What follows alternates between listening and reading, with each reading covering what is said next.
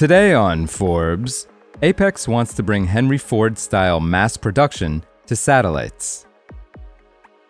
At Apex Technologies' new brightly lit factory in Los Angeles, a monitor shows the vital signs and location of its first satellite as it orbits the Earth every 90 minutes.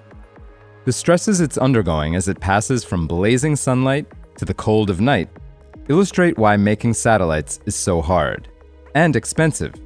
This according to Apex's CEO and co-founder, Ian Cinnamon.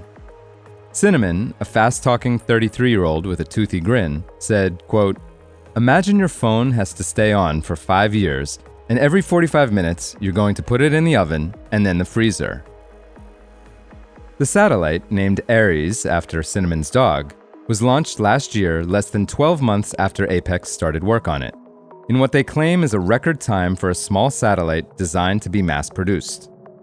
It's a first step toward their goal of bringing Henry Ford-style mass production to the satellite industry.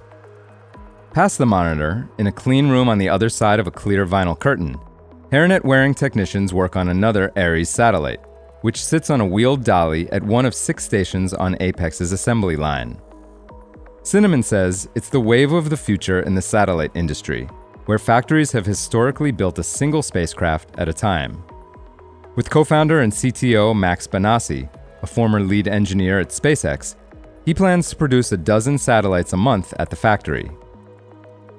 Satellite manufacturing has long been a bespoke business, with each spacecraft customized for their mission, like taking pictures of the Earth or beaming down TV signals. Elevated costs and delays have come with the territory. With more and more small satellites being launched into low Earth orbit, Apex is trying to convince constellation developers that it would be faster and more affordable to use a standardized spacecraft instead. Apex is offering 3 different types of so-called, quote, buses, meaning the main body of the satellite, including power and control systems. Customers just have to add their own sensors and other payloads. For example, say weapons to shoot down intercontinental ballistic missiles, as envisioned for President Trump's so-called Golden Dome. Similar to automakers, Apex offers different trim levels of its satellites, with options like more power, a fancier communication system, and a choice between electrical or chemical propulsion. Otherwise, Apex isn't changing a thing.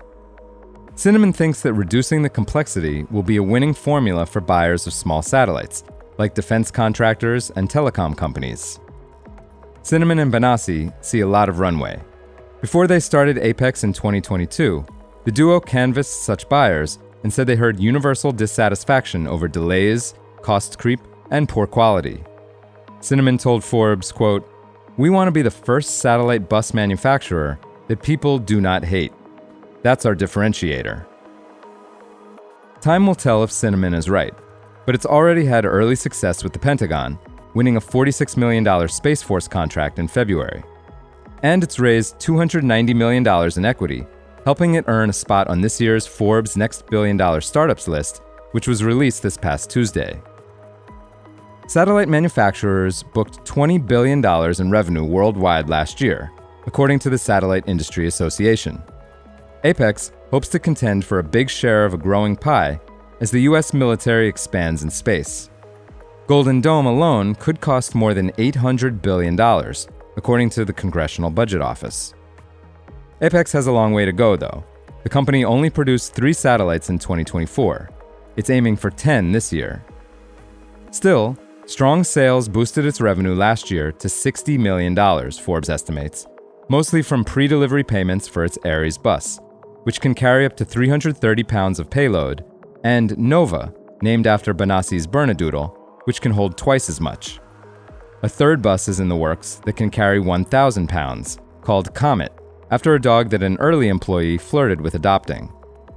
Cinnamon says that orders have topped $100 million from roughly a dozen customers, with defense accounting for about 2/3. Apex is closed-mouthed about who they are and what it's doing for them, citing government restrictions, but they include the British aerospace conglomerate BAE and defense tech startup Anduril, which has ordered at least 1 satellite as it seeks to expand into space. For full coverage and to see the entire Next Billion-Dollar Startups list, check out Jeremy Bogaski's piece on Forbes.com. This is Kieran Meadows from Forbes. Thanks for tuning in.